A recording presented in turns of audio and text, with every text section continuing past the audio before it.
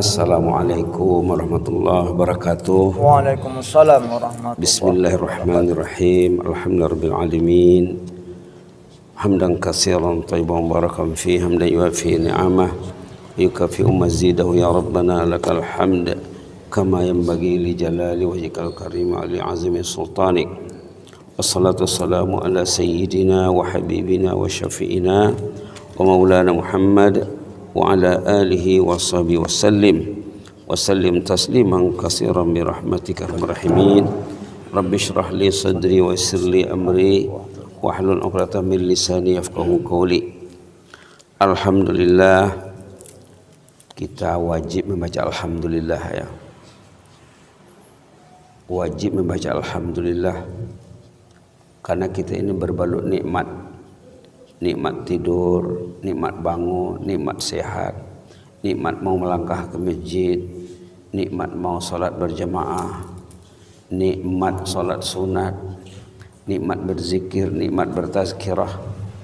Semuanya nikmat Allah ya. Ramai orang, banyak orang yang tidak dapat nikmat ini. Allah memberi kita nikmat untuk datang ke rumahnya.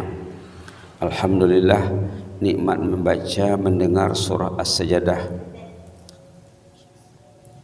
Ayatnya lebih 1500 ya.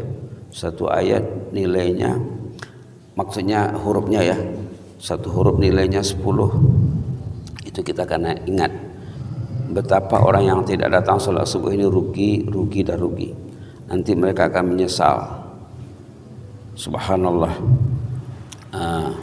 Kita ambil satu ayat ataupun ayat yang kemarin pun belum habis lagi ya.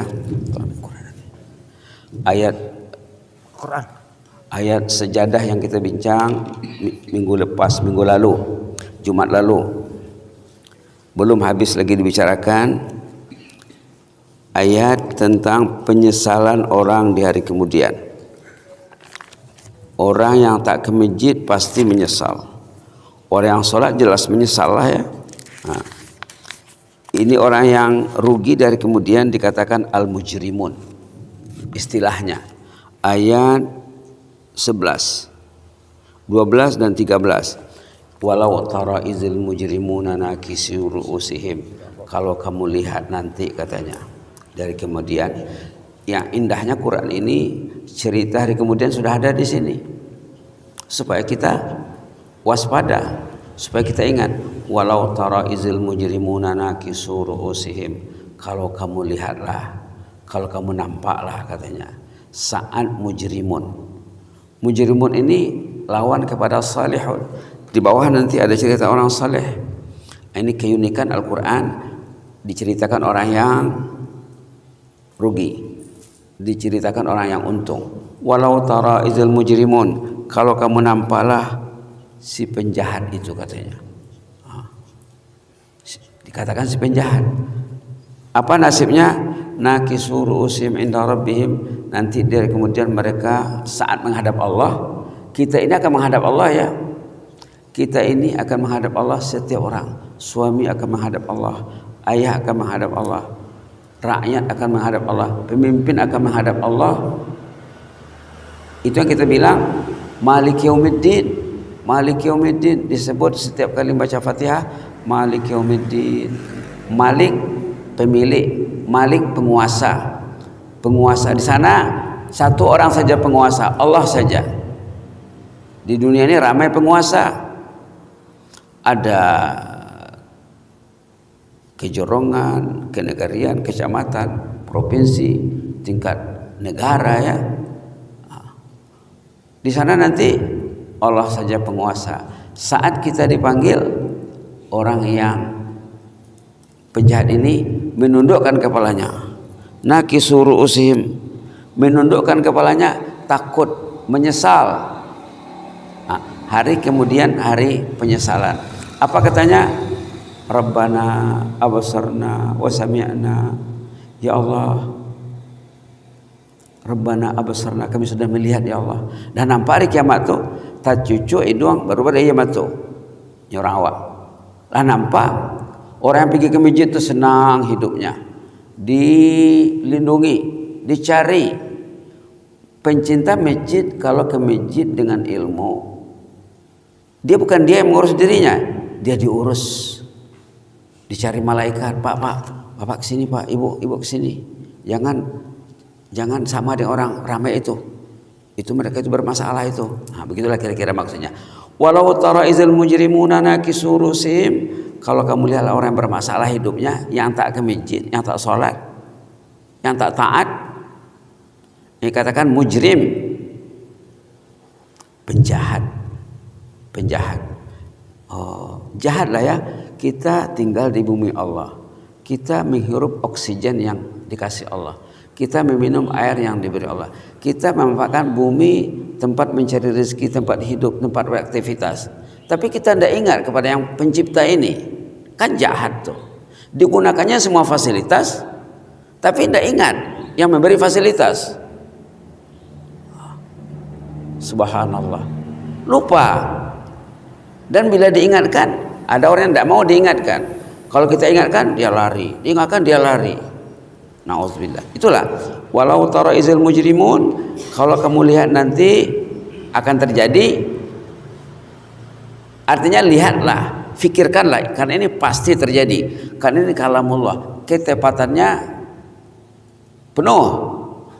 Kalau kita katakan 100% memang 100%. Kalau kita katakan 200% memang 200%. Ketepatannya tidak diragukan lagi. Walau tara izil mujrimun, kalau Anda lihat saat penjahat itu nakisu ru'usihim, menundukkan kepalanya di hadapan Allah, menyesal, takut. Nakisu ru'usihim inda rabbihim, menundukkan kepalanya di hadapan Allah waktu menghadap Allah. Kita mau dipanggil satu-satu, one by one, seorang-seorang dipanggil per orang. Rabbana abasarna, ya Allah, kami sudah nampak ya Allah. Nah, di dunia tidak nampak. Di dunia tidak nampak pitih. Nampak nikmat kebendaan.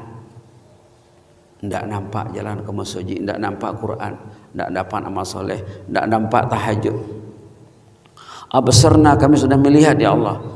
Wa sami'na, kami sudah mendengar. Di dunia tidak mau mendengar, di dunia lari, tidak mau mendengar.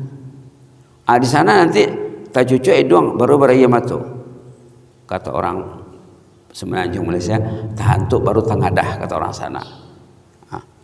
Farji'na na'mal salihan, kembalikanlah kami ke dunia. Kami ingin beramal saleh, kami ingin salat, kami ingin salat berjamaah, kami ingin ke masjid, kami ingin bertahajud, kami ingin baca Quran, kami ingin belajar. Subhanallah. Terlambat ya. Penyesalannya terlambat. Kata orang Melayu, bagaikan pungguk rindukan bulan katanya. Penyesalannya sudah terlambat. Jadi sudah disebut di sini supaya kita ingat. Jangan tergolong nanti golongan orang yang menyesal di sana. Na'mal salihan inna muqinun, kembalikanlah kami ke dunia untuk merebut amal saleh. Kami yakin sekarang. Ini yang datang ke masjid ini yakin nih. Yang datang ke masjid ini orang yang yakin. Yakin dia penting ke masjid. Yakin dia berbahaya tidur waktu azan. Kan Al-Fadil Ustaz Samad hafizahullah kan waktu menyampaikan tabligh akbar di halaman kantor bupati mengatakan, orang yang tak datang salat berjamaah itu apa katanya kemarin? Apa katanya? Telinga dikencing setan. Telinganya dikencing setan. Dengar balik, dengar semula ceramah di YouTube, durasinya menit yang kedua di awal tazkirah, di awal tabligh. Kita syukurlah kepada Allah, kita sudah sholat berjamaah katanya. Telinga kita tidak dikencingi setan. La ilaha illallah. La ilaha illallah. Hadis-hadis tentang salat berjamaah, hadis-hadis tentang salat di masjid, ayat tentang masjid perlu dikuasai oleh orang yang datang ke masjid supaya dia confident, supaya dia yakin. Kenapa mereka tidak datang? Tidak yakin, tidak confident, tidak yakin. Kalau yakin, kata orang Malaysia, yakin boleh. Kalau yakin bisa. Kenapa tidak yakin? Itulah masalah manusia. Manusia itu masanya menghadapi krisis keyakinan, krisis keimanan. Tidak yakinnya. Nanti sebentar lagi mau pergi ke gor. Di gor tuh ramai orang olahraga. Kalau ke masjid dulu baru olahraga baguslah. Tapi kalau ke gor pergi, ke tempat olahraga pergi, ke masjid tidak pergi, itu masalah lah ya. Ramai orang yang menjaga kesehatannya dengan olahraga pagi, olahraga sore. Tapi body saja yang diurus. Body yang akan hancur, body yang akan musnah, diurusnya. Rohani yang kekal, tidak diurusnya. Rohani kita ini, kalau kita mati, rohani tidak mati. Badan saja yang hancur, rohnya tidak hancur. Roh itu rohani ya. Rohani kekal. Itu yang nanti mau ditanya di kubur tuh, bukan badannya. La ilaha illallah. Itu yang akan menghadap Allah nanti dari kemudian. Subhanallah. Jadi orang kondisi koko, hidupkanlah kami ke dunia, farji'na na'mal salihan.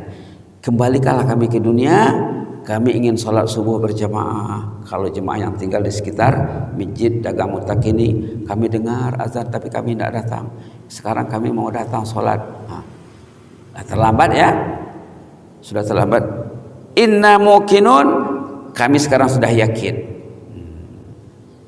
Kenapa yakin? Sudah nampak realitas. Orang yang ke masjid nih, kita insya Allah datang ke masjid dengan yakin karena kita tahu sudah ada ceritanya dalam Quran. Pasti menyesal.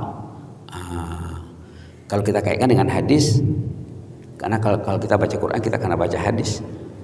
Dalam hadis dikatakan pencinta masjid akan dicari nanti di sana, diselamatkan oleh malaikat bersama 7 kelompok manusia. Imam yang adil, anak yang taat dari kecil. Ini giliran anak cucu kita ini. Lahirkanlah anak yang taat dari kecil, cucu yang taat dari kecil, yang mencintai Allah dari kecil. Kalau tidak nanti menyesal di sana. Kalau tidak ada anak yang taat, nanti saat ditanya, ayah tidak dibawanya saya ke masjid katanya. Subhanallah, subhanallah. Ayah saya tidak membawa saya ke masjid. Anak yang taat dari kecil akan selamat. Kemudian pencinta rumah Allah akan selamat. Kemudian orang yang rajin berinfak, rajin bersedekah. Kemudian orang yang bersahabat karena Allah. Berjumpa di masjid, alhamdulillah. Ada ungkapan dalam hadis ya yang sepatutnya kita lakukan. Sahabat Nabi dulu kalau ketemu satu sama lain dia bilang, saya mencintai Anda karena Allah. Inni uhibbuka fillah. Itu akan dijawab, ahabakallah, semoga Anda dicintai Allah. Ini bumbu ataupun pupuk untuk menyuburkan rasa kasih sayang. Bukan assalamualaikum saja, itu iya, assalamualaikum, waalaikumsalam, betul. Kalau kita tingkatkan lagi, inni uhibbuka fillah, saya mencintai Anda karena Allah, karena Anda mau datang ke masjid. Nanti kawannya akan mengatakan, ahabakallah, semoga bapak juga dicintai Allah. Istri dengan suami, nampak istrinya sholat, uhibbuki fillah, kata suami. Kemudian kata istri kepada suaminya, ahabakallah. Nampak anaknya sholat, ayah mengatakan, uhibbuka fillah, ahabakallah. Ini belum ada di dalam masyarakat kita. Itulah Islam tuh. Bukan hanya salam saja ya. Ini greeting mahabbah. Ucapan selamat, doa tentang cinta untuk membawa kecintaan. Jadi orang yang saling mencintai nanti akan diselamatkan nanti di sana. Kemudian orang yang pernah digoda, dirayu oleh wanita yang berduit, yang berpangkat, aduh pangkatnya, bukan sembarangan perempuan, bukan perempuan di tepi jalan. Dia diajak macam Nabi Yusuf kan, diajak oleh Imratul Aziz berbuat yang tak baik. Ma'azallah katanya, auzubillah, saya tidak mau. Orang itu juga nanti akan dilindungi di sana. Kemudian yang ketujuh, orang yang bangun dia di malam hari atau di siang hari, dia menghadap Allah, menangis dia memikirkan nasibnya karena takut kepada Allah. Menangis dia. Umur saya sudah 60 lebih, yang 60 ya, yang 70 lah. Persiapan saya belum mantap lagi, Allah maafkanlah saya. Saya ini selama ini lengah lalai ya Allah. Menangis dia memikirkan nasibnya, memikirkan perjalanan hidup yang sudah dia tempuh, yang banyak tak selesai, karuah banyak yang tak janiah, kusuk banyak yang tak selesai dalam kehidupannya. Lalu menangis dia ke depan Allah, Allah akan menghapuskan dosanya sepanjang perjalanan yang dia tempuh. Jadi di sini orang ini menyesalnya terlambat. Di sana baru menyesal, baru ingin kembali ke dunia. Farji'na na'mal salihan. Kembalikanlah kami ke dunia, kami akan merebut amal saleh. Dulu kami dengar saja azan, kami tidak memenuhi azan, tidak menyahut azan. Sekarang kami menyesal, kami takut ini. Tengok orang-orang yang pergi ke masjid ini senang. Orang pencinta masjid sana selamat. Subhanallah. Nah, lalu sudah dijawab di sini permintaan orang yang menyesal di hari kemudian di ayat 12 sudah dijawab dalam ayat 13, katanya walau syi'na la ataina kulla nafsin hudaha walakin haqqal qawlu minni la amla'anna jahannama minal jinnati wan nasi ajmain. Ini Allah menjawab permintaan manusia yang sedang ditanya Allah, yang menyesal, yang ingin kembali ke dunia. Dijawab Allah, apa jawabannya? Walau syi'na la ataina kulla nafsin hudaha. Kalau kami mau dulu di dunia, kata Allah, kalau Allah menghendaki, semua dikasihnya iman, seperti iman sahabat. Sahabat macam mana? Hampir 100% datang salat subuh. Hampir 100% datang salat subuh. Yang tak datang nanti dipanggil, dia absen oleh Rasulullah, dipanggil namanya. Fulan bin Fulan ada? Kata sahabat tidak ada. Fulan bin Fulan ada? Kata sahabat tidak ada. Cerita ini ada disampaikan oleh Al-Fadhil Abdul Samad Hafizahullah waktu dia bertazkirah subuh di Brunei, bahwa Nabi Muhammad sesudah salat subuh bangkit, menanya, menyebut nama orang yang tidak datang salat. Nama disebut gala diimbau. Kok anyek nak dipinteh, kok hilang nak dicari. Itu maksudnya. Jadi Allah mengatakan dalam ayat 13, walau syi'na la ataina kulla nafsin hudaha. Kalau kami mau, kata Allah, kami kasih setiap orang itu iman yang maksimal. Tidak pernah tinggal semuanya berjamaah.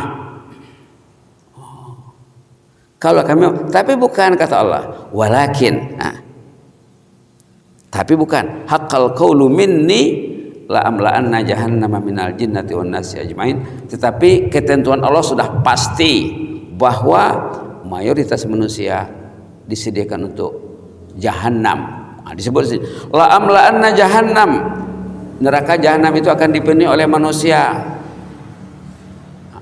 Subhanallah, subhanallah, subhanallah. Mayoritas manusia akan masuk jahanam. Banyak lagi ayat lain. Kemudian dalam ayat 14 Allah marah, fazuku bima nasitum, rasakanlah azab ini karena kamu dulu lupa. Jadi kesilapan besar manusia lupa. Dan manusia memegang media yang melupakan dirinya. Membeli, membayar, memperbaiki media yang melupakannya dari Allah, melupakannya dari Quran, melupakannya dari akhirat, melupakannya ke masjid. Ini media yang melupakan. Walaupun kita katakan medsos, sebenarnya ini melalaikan manusia. Media yang melupakan manusia. Katanya fazuku, rasakanlah, rasoi madiho katanya. Rasakanlah katanya. Bima nasitum, karena kamu dulu lupa. Tidak ingat nak ke masjid. Kenapa? Sampai jam 12, jam 1 masih dengan Samsung, dengan Oppo. Mana mau bangun pukul 4, tengah 5. Orang yang mau ke masjid ini dia tidurnya mungkin jam 10 atau tengah 10, 9.30 dia sudah tidur, paling lambat jam 11 dia sudah tidur. Yang tak ke masjid itu dia tidak memanage, tidak mengatur time tidurnya, jam tidurnya, lalu hanyut disebabkan media yang melupakan dirinya. Fazuku bima nasitum, rasakanlah karena kamu lupa liqa yaumikum hadza, lupa saat pertemuan dengan Allah, lupa dia mau mati, lupa rohnya mau dicabut, lupa saat dia mau terbaring dalam kubur, lupa mau ditanya di sana nanti di dalam kubur, lupa waktu berbangkit, lupa saat menghadap Allah, lupa. Subhanallah. Inna nasinakum, kami tidak dapat membantu bapak, kami tidak dapat membantu ibu, kata Allah. Kami melupakan bapak, kami melupakan ibu lantaran dulu lupa dibalas dengan lupa. Nah, kalau orang ingat macam ini, ingat kepada Allah, itu akan dibantu, akan dibela, karena dia ingat. Yang tidak akan dibantu orang yang lupa. Nah, fazuku bima nasitum, rasakanlah azab ini karena dulu ndak ingat nak ke masjid, ndak terlintas di kepalanya mau ke masjid, mau menjawab as-salatu khairum minan naum, ndak ingat dia. Nah, inna nasinakum, kami akan melupakan kamu, kami tidak akan mengingat kamu. Wa dzuqu azabal khuldi, rasakanlah azab yang kekal abadi ini, bima kuntum ta'malun, lantaran perbuatan sendiri.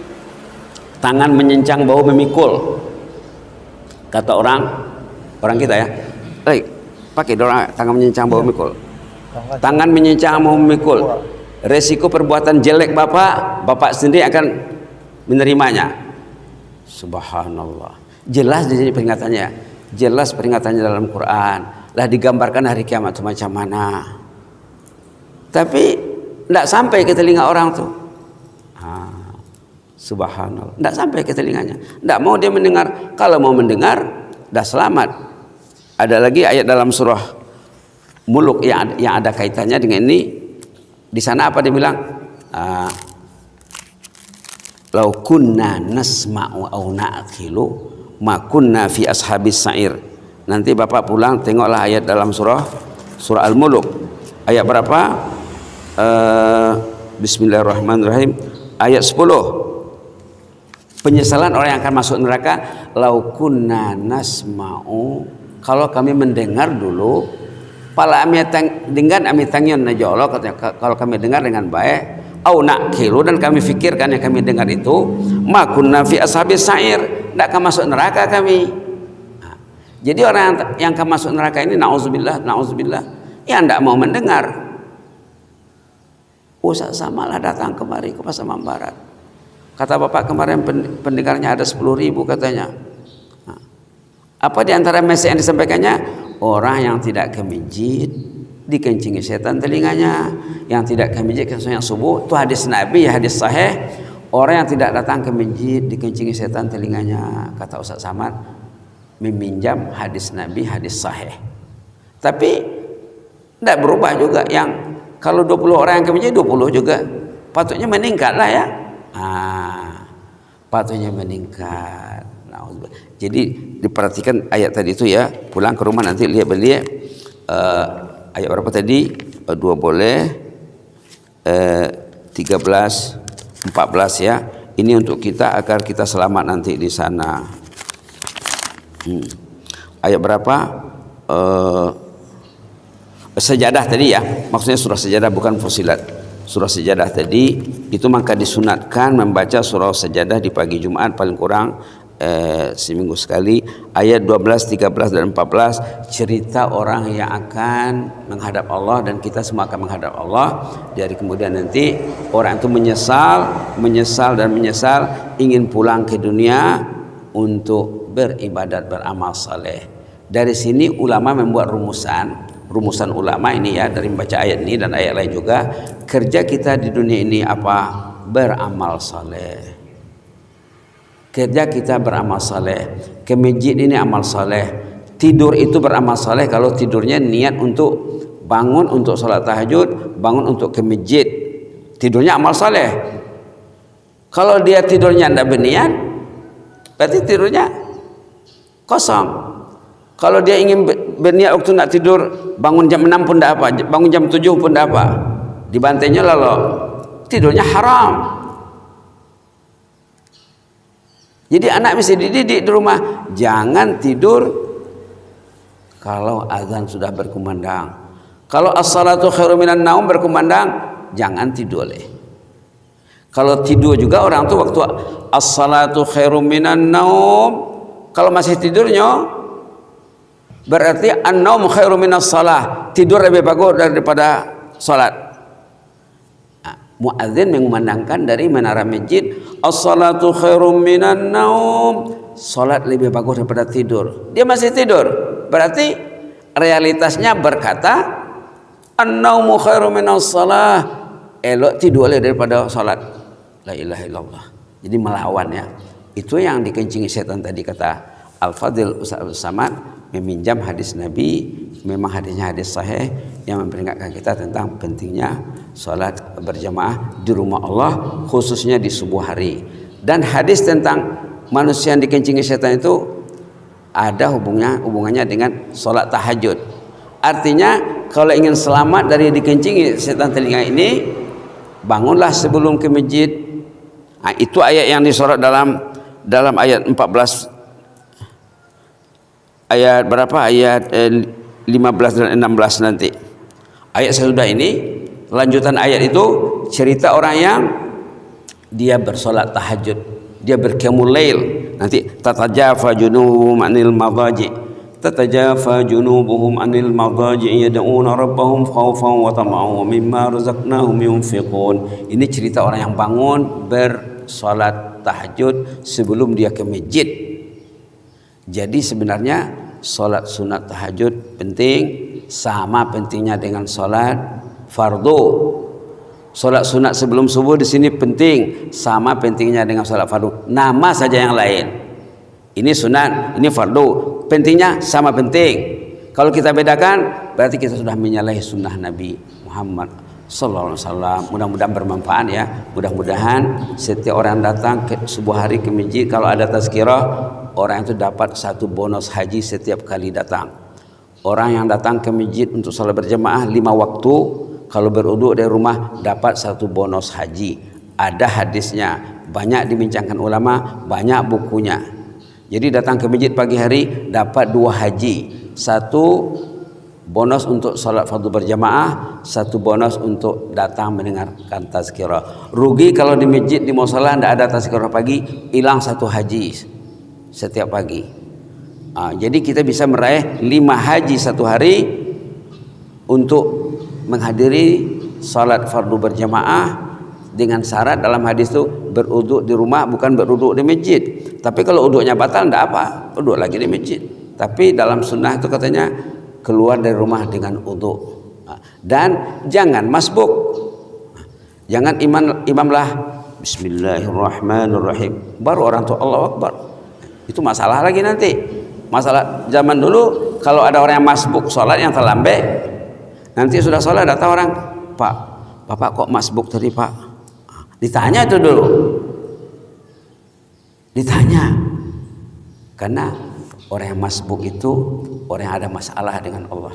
Orang yang tak datang sholat itu banyak masalah dengan Allah. Banyak yang kusuk tidak selesai, karuhan anda janih. Orang tuh selalu kita bilang, orang tuh anyui, orang itu hilang. Kok anyui nak dicari, kok hilang kok anyui nak dipintih, kok hilang nak dicari. Jadi kita bisa terapkan pepatah petitih Minang dan Melayu untuk mencintai rumah Allah. Mudah-mudahan kita dicintai Allah. Amin rabbal alamin. Nas'aluka hubbaka wa hubba man yuhibbuk wa hubba amalin yuqarribu ila hubbika. Allahumma zidna wa la tanqusna. Allahumma zidna wa la tanqusna wa akrimna wa la tuhinna. وأعطنا ولا تحرمنا وأثرنا ولا تؤثر علينا وأرضنا وارضعنا يا كريم يا حي قيوم برحمتك نستغيث أصلح لنا شأننا كله ولا تكلنا إلى أنفسنا طرفة عين يا مجيب السائلين. Ya Allah, terimalah kecintaan kami kepada rumah-Mu ya Allah. Jadikanlah jemaah yang hadir salat subuh ini mencintai rumah-Mu ya Allah. Kalau bisa 5 waktu ya Allah, kalau bisa 5 waktu ya Allah, kalau bisa 7 hari seminggu ya Allah. 7 hari seminggu kami mencintai rumah-Mu agar kami selamat nanti di sana ya Allah. Saat Engkau menanya kami, saat kami menghadap-Mu ya Allah, kami mudah, urusan kami dimudahkan. segala urusan kami di sana dibantu oleh malaikat, dan kami hisabnya ringan ya Allah, ataupun tanpa hisab ya Rabb ya mujibas sa'ilin ya yuqim rahmatika nastaghis aslih lana sya'nana kullahu wa la takilna ila anfusina tarfata ain. Ampunilah dosa kami, dosa istri kami, suami kami semuanya ya Allah, pasangan hidup kami, anak cucu kami, anak kemenakan kami, masyarakat kami dan masyarakat Pasaman Barat dan semua rakyat Indonesia dan semua umat Islam seluruh dunia ya Allah. Ampun dosa kami ya Allah di hari yang mulia ini, di pagi yang mulia ini, pagi Jumat yang mubarak ya Allah. Kami mengharap belayan kasih-Mu ya Allah, belayan keampunan-Mu. Tiada tempat kami mengadu selain kepadamu ya Allah. Ya Allah, tiada tempat kami mengeluhkan, mencurahkan harapan kami hanya kepadamu ya Allah. Engkau Maha Rahman, Engkau Maha Rahim, Engkau Maha Ghafur, Engkau Maha Ghaffar. Ampunilah kami Allah, rahmatilah kami. Subhana rabbika rabbil izzati amma yasifun wa salamun alal mursalin walhamdulillahi rabbil alamin.